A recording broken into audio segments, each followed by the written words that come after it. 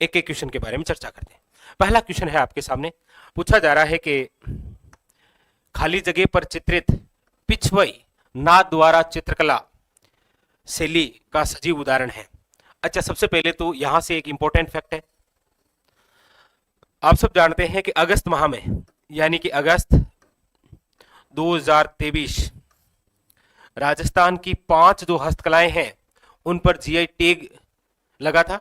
उनमें एक शामिल है, याद रखिएगा, पिछवई चित्रकला। तो ये एक और अच्छा क्वेश्चन होता है, याद रखिएगा, पिछवई चित्रकला। और ये जो पिछवई चित्रकला है ये किस शैली से संबंधित है, याद रखिएगा, नाथद्वारा शैली से।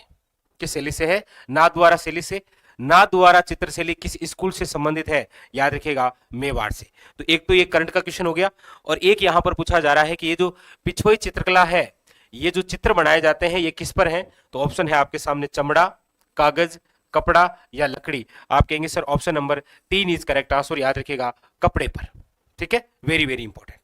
चलिए अगला क्वेश्चन क्या है, क्वेश्चन नंबर 2 लीजिए। क्वेश्चन नंबर 2 है आपके सामने, कल्चर से संबंधित बड़ा ही और महत्वपूर्ण क्वेश्चन। पूछा जा रहा है आपके कि मोरबंदिया, पहरावना, ताड़ना नामक 3 प्रकार के विवाह किस जनजाति में प्रचलित है? यानी कि ये जो विवाह है ये किस जनजाति में प्रचलित है? तो देखिए इसका आंसर क्या होगा आपके सामने। मोरबंदिया, पहरावना और ताड़ना नामक 3 प्रकार के विवाह किस जनजाति में प्रचलित है? तो याद रखिएगा इसका जो राइट आंसर है वो है ऑप्शन नंबर 3, ग्रासिया जनजाति में। और ये जो ग्रासिया जनजाति है, याद रखिएगा, ये राजस्थान में सर्वाधिक किस जिले में है? तो सिरोही के अंदर। और इंपॉर्टेंट बात याद रखिएगा कि इनका प्रमुख मेला कौन सा है? ग्रासिया जनजाति का प्रमुख मेला कौन सा है, जिसे कहा जाता है मनखारो मेलो।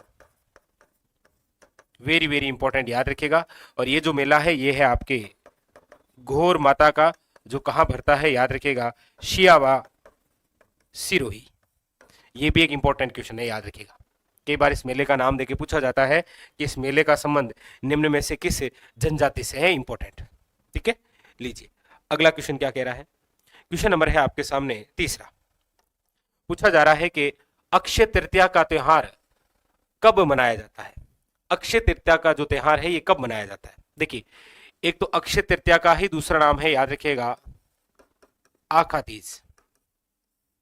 याद रखिएगा, एक याद रखिएगा कि अक्षय तृतीया जो है इस दिन राजस्थान में बीकानेर बसाया गया था। अक्षय तृतीया को ही याद रखिएगा नागौर बसाया गया था। और अक्षय तृतीया को ही याद रखिएगा उदयपुर बसाया गया था। इसके अलावा याद रखिएगा यहां पूछा जा रहा है कि अक्षय तृतीया का त्योहार कब मनाया जाता है, जिसका दूसरा नाम क्या है? आका तीज। और याद रखिएगा इस दिन सर्वाधिक क्या होते हैं? बाल विवाह, क्योंकि इसे क्या बोलते हैं? अबुझ सावा। यह भी पूछा जाता है कि निम्न में से अबुझ सावा से तात्पर्य है, याद रखिएगा, सर्वाधिक बाल विवाह होते हैं और कब? अक्षय तृतीया। और ये अक्षय तृतीया कब आती है? तो याद रखेंगे वैशाख माह में। और वैशाख माह में भी कौन से पक्ष में? याद रखिएगा शुक्ल पक्ष की तृतीया, यानी कि वैशाख शुक्ल तृतीया, अक्षय तृतीया, आखा तीज और अबुझ सावा। ऑप्शन नंबर हो जाएगा आपके सामने 1 नंबर इज करेक्ट आंसर, याद रखिएगा। ठीक है, चलिए आगे चलते हैं। अगला क्वेश्चन क्या कह रहा है, क्वेश्चन नंबर है आपके सामने 4। पूछा जा रहा है लोक गायकी की 4 बेत शैली राजस्थान के किस नगर में प्रचलित रही है? 4 बेत। 4 बेत कैसे? याद रखिएगा मूलतः तो ये कहां की है? याद रखिएगा अफगानिस्तान की। मूलतः तो ये कहां की है? अफगानिस्तान की, यानी कि पश्तो संस्कृति की। ऐसा भी क्वेश्चन बन सकता है, याद रखिएगा। अच्छा, ये 4 बेत कैसे? तो घुटनों के बल बैठकर क्वाली करना क्या कहलाता है? 4 बेत। और हमारे राजस्थान में ये कौन से क्षेत्र की प्रसिद्ध है? याद रखिएगा टोंक की। लेकिन याद रखिएगा कौन सा वाद्य यंत्र यूज लेते हैं ये? कमेंट करके बताना आप। 4 बेत जो कि एक लोकनाट्य है, इसके तहत कौन से वाद्य यंत्र का यूज लिया जाता है? अच्छा, इसके जो प्रमुख कलाकार हैं उनके नाम भी जरूर याद रखिएगा। एक का नाम है करीम खान निहंग, याद रखिएगा, और एक है खलीफा निहंग। ये भी इंपॉर्टेंट क्वेश्चन बनते हैं कि करीम खान निहंग का संबंध निम्न में से कौन से लोकनाट्य से है? 4 बेत, याद रखिएगा, इंपॉर्टेंट। ठीक है, चलिए अगली बात देखिए, अगला क्वेश्चन क्या कह रहा है। नेक्स्ट क्वेश्चन नंबर है आपके सामने 5। पूछा जा रहा है कि निम्न में से कौन सी रचना काहनरदेव और अलाउद्दीन खिलजी के आपसी संबंधों की जानकारी देता है। देखिए, कानरदेव और अलाउद्दीन खिलजी के आपसी संबंधों के बारे में जानकारी देने वाले दो ग्रंथ हैं। कितने ग्रंथ हैं? दो। कौन कौन सा? एक तो है, याद रखिएगा, काहनरदेव प्रबंध, और एक है, याद रखिएगा, कौन सा? वीरमदेव सोनगरा रिवात। ये दो ऐसे ग्रंथ हैं जिनके अंदर कानरदेव सोनगरा और अलाउद्दीन खिलजी के मध्य हुए संघर्ष की हमें जानकारी मिलती है। याद रखिएगा, इंपॉर्टेंट बात, ये दोनों ही ग्रंथ किसके द्वारा लिखे गए हैं? ये भी क्वेश्चन आता है, तो याद रखिएगा पद्मनाभ। ये क्वेश्चन भी कई बार पूछा गया है कि काहनरदेव प्रबंध के लेखक कौन है? पद्मनाभ। वीरमदेव सोनगरा रिवात के लेखक भी कौन है? पद्मनाभ। और इन दोनों में ही, याद रखिएगा, कानरदेव और अलाउद्दीन खिलजी के मध्य संघर्ष की जानकारी मिलती है। तो यहां पर जो आंसर हो जाएगा वो है आपके सामने option number 2 is correct answer, याद रखिएगा। ठीक है, चलिए अगली बात देखिए। अगली बात क्या कह रहा है? अगली बात है आपके सामने कि बिसलदेव रासो की रचना किसने की थी? बिसलदेव रासो की जो रचना है वो किसके द्वारा की गई है?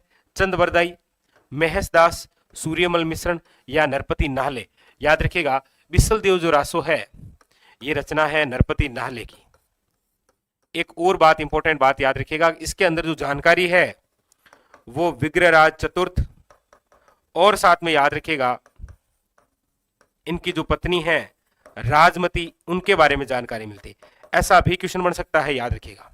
ठीक है, अच्छा, एक क्वेश्चन जो सबसे ज्यादा चर्चा में रहा, बिसलदेव रासो किस प्रकार का ग्रंथ है? ये आप कमेंट करके बताना। ठीक है, बाकी इसके अंदर विग्रह चतुर्थ और याद रखिएगा उनकी जो पत्नी है राजमती, इनके बारे में जानकारी मिलती है। क्योंकि ऐसा क्वेश्चन बन सकता है कि नरपति नाहले द्वारा रचित बिसलदेव रासो में निम्न में से किस नायिका का उल्लेख है? राजमती का, जो कौन है? विग्रह चतुर्थ की पत्नी। तो यहां पर ऑप्शन नंबर हो जाएगा आपके सामने 4 इज करेक्ट आंसर, याद रखिएगा। ठीक है, चलिए अगले क्वेश्चन। अगला क्वेश्चन क्या कह रहा है? क्वेश्चन नंबर है आपके सामने 7। क्या पूछा जा रहा है? दादू पंथ की मुख्य गद्दी खाली जगह कहां स्थित है? दादू पंथ। देखिए, दादू पंथ के फाउंडर तो कौन है? याद रखिएगा, संत दादू दयाल।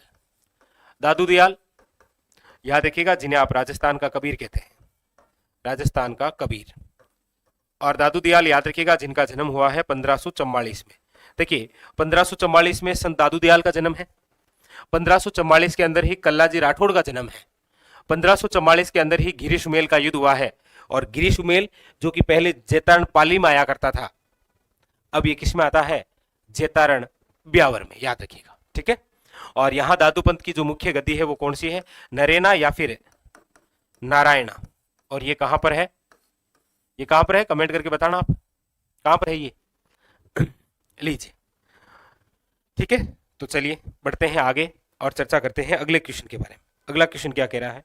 लीजिए, क्वेश्चन नंबर है आपके सामने नेक्स्ट।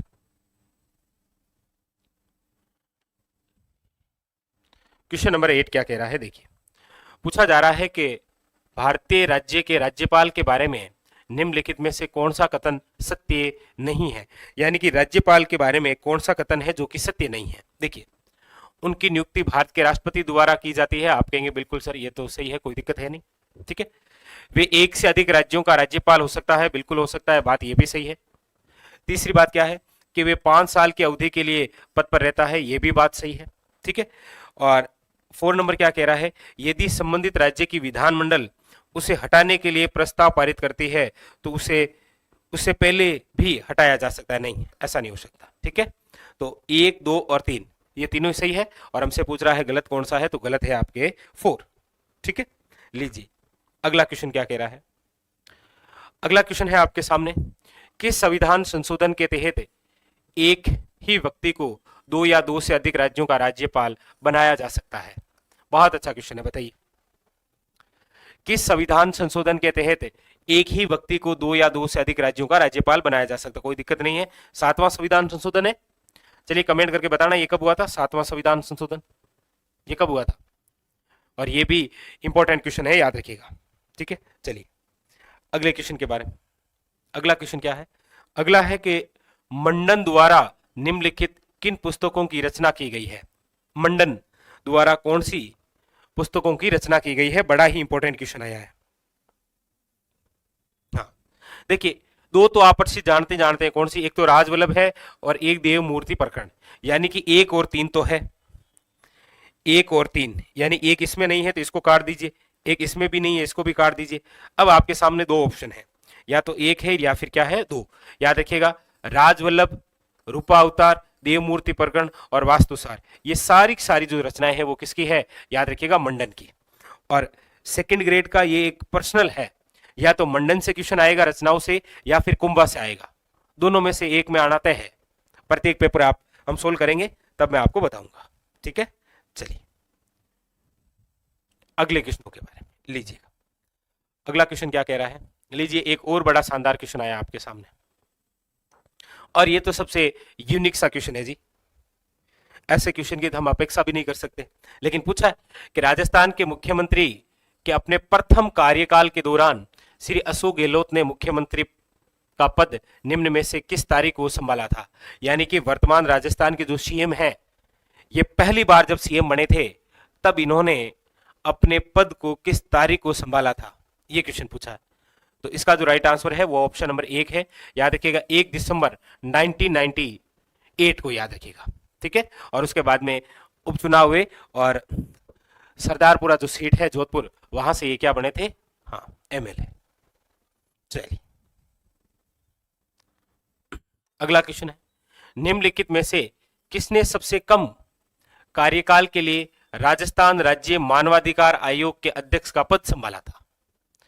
निम्न में से आपके सामने जो चार ऑप्शन है, सगीर अहमद, कांता भटनागर, प्रकाश टाटिया और अमर सिंह गोदारा, इनमें से ऐसे कौन से राजस्थान राज्य मानवाधिकार आयोग के अध्यक्ष हैं जिनका सबसे कम कार्यकाल रहा है?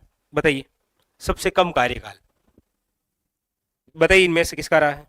तो इजी सा है, आप सब जानते भी हैं कि राजस्थान राज्य मानवाधिकार आयोग की बनने वाली प्रथम महिला अध्यक्ष भी कौन है? याद रखिएगा, कांता भटनागर, ठीक है। कांता खतूरिया अलग है, आप बताना, कांता जो खतूरिया है वो किस आयोग की प्रथम अध्यक्ष बनी थी? कांता खतूरिया, वो अलग है। ये कौन है? याद रखिएगा, कांता भटनागर।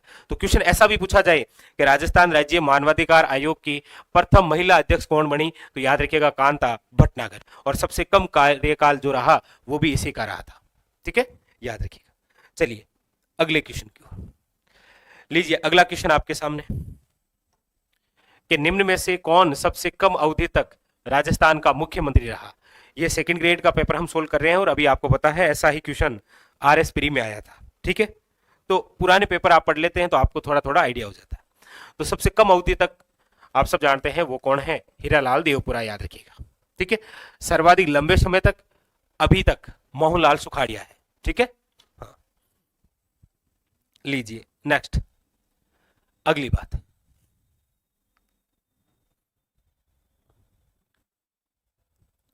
अगले क्वेश्चन। हाँ, ये लीजिए, देखो, करंट से रिलेटेड और भी बड़े बड़े शानदार क्वेश्चन आपके सामने। लीजिए, क्वेश्चन है कि निम्नलिखित में से कौन सा कार्यक्रम राजस्थान के सरकारी स्कूलों में माध्यमिक परीक्षा उत्तीर्ण करने वाले छात्रों को उनके कैरियर लक्ष्यों को पूरा करने के लिए उपयुक्त विषय संकायों का चयन करने में मदद करने के लिए शुरू किया जा रहा है? अभी आपको पता होगा कि जैसे ही नए सत्र की शुरुआत हुई तो नए सत्र में ऐसे विद्यार्थी जिन्होंने 10वीं तो पास कर ली, अब 10वीं पास करने के बाद में 11th में वो कौन सा सब्जेक्ट लें, और सब्जेक्ट लें तो क्यों लें, वो सारे देखिए विषय संकायों का चयन करने में मदद करने के लिए कौन सा कार्यक्रम शुरू किया गया? याद रखिएगा, ये था आपके dial feature, very very important, याद रखिएगा। ऑप्शन नंबर है ए इज करेक्ट आंसर, ठीक है, याद रखिएगा। चलिए क्वेश्चन है आपके सामने कि राज्य के निम्नलिखित में से कौन से जिलों में स्थित धार्मिक स्थलों में धार्मिक पर्यटन को बढ़ावा देने के लिए हाल ही में राजस्थान सरकार ने, वेरी वेरी इंपॉर्टेंट, याद रखिएगा, 13.48 करोड़ की धनराशि स्वीकृत की है? ये कौन सा ऐसा धार्मिक पर्यटन को बढ़ावा देने के लिए है? याद रखिएगा, बड़ा इंपॉर्टेंट क्वेश्चन है ये, पर्यटन के हिसाब से भी और करंट के हिसाब से भी, ठीक है। तो इसका जो राइट आंसर है वो याद रखिएगा आपके हो जाएगा नागौर, जैसलमेर और अलवर, ठीक है। Option number A is A correct answer, ठीक है। चलिए अगला क्वेश्चन ये लीजिए। अगला क्वेश्चन है आपके सामने कि हाल ही में भारत के प्रधानमंत्री ने राजस्थान के किस जिले में प्रधानमंत्री मातृत्व वंदना योजना को गोद भरे समारोह के रूप में मनाने की एक नई पहल की सराहना की है? बताइए, बड़ा चर्चा में रहा था ये। और ये जिस जिले की बात हो रही है वो कौन सा है? याद रखिएगा, दौसा। यानी कि ऑप्शन नंबर जो है वो है आपके सामने 2 इज द करेक्ट आंसर। ठीक है, चलिए तो ये था आज का हमारा सेशन जिसके अंदर हमने राजस्थान जीके और कुछ करंट से संबंधित क्वेश्चनों को हल किया। कल फिर मिलेंगे, सेशन को आगे बढ़ाएंगे और नए क्वेश्चनों के बारे में चर्चा करेंगे। तब तक के लिए धन्यवाद।